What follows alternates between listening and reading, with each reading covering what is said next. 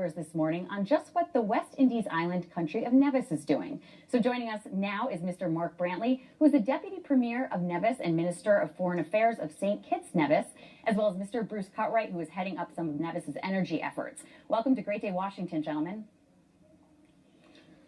Thank you. Thank you so much for having us. So you say that Nevis is going to be the greenest country by the time it's 2018. Tell us about that. Well, Nevis discovered about a decade ago that we have geothermal energy. And as a consequence of that, we've embarked on a process to try and develop that energy. We are at a point now where we have a commitment from the developers that we should have geothermal energy and be able to offer that to our residents and businesses by 2018.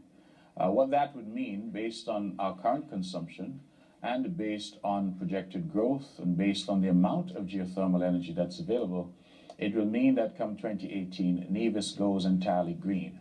And that would make us the greenest place on planet Earth.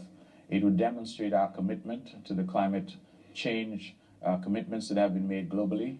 But it also would say for us as a small island developing state that as a government and as a people, we're taking our role seriously in saving our planet, in offering a cheaper alternative and a renewable alternative to our people for electricity generation. I have listed here geothermal energy is something that you talk a lot about. Can you tell us what it is and how it works? Well, certainly, geothermal energy is really electrical energy production derived from the normal heat flow from Earth's interior.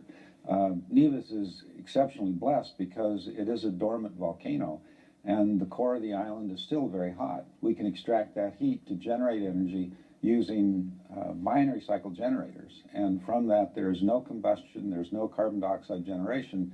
It's completely green and completely renewable.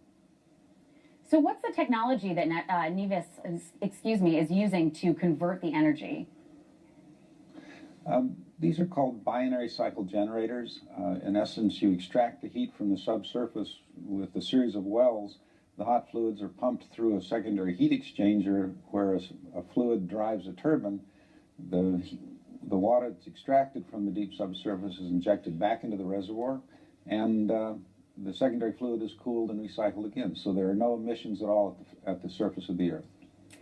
Gentlemen, I will tell you that there are eyes on the TV screens here. We're really interested in this, but also tell us how this is affecting the U.S., what you're doing there in Nevis.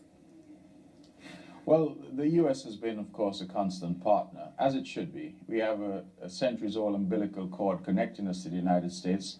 One of your founding fathers and the first Secretary of the United States Treasury, Alexander Hamilton, was born in Nevis. And of course, I'm in New York now, and those of you who can should go see the play Hamilton, based on the life and times of this great Nevisian, first great immigrant and great American, Alexander Hamilton. And so we've always had that relationship stretching across the centuries. Now, what we're doing with geothermal, of course, Bruce is here. He represents an American company. This is a company that we have given a concession to, that we've negotiated a power purchase agreement with.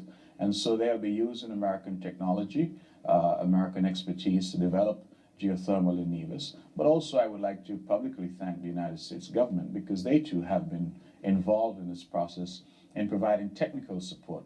I believe it's demonstrative of America's continued effort to make the Caribbean and the world a better place, to assist us in terms of what we're doing so that we can become self-sufficient in our energy production, and certainly for America to have, if you will, a success story of sorts in the context of public-private sector partnership in the region for renewable energy projects. It is my hope that Nevis will become the model for other such projects in the Caribbean and Latin America.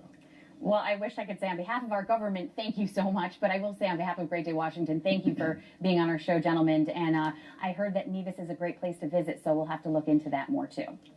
Well, now we'll turn back to the U.S., and whether we like it or not,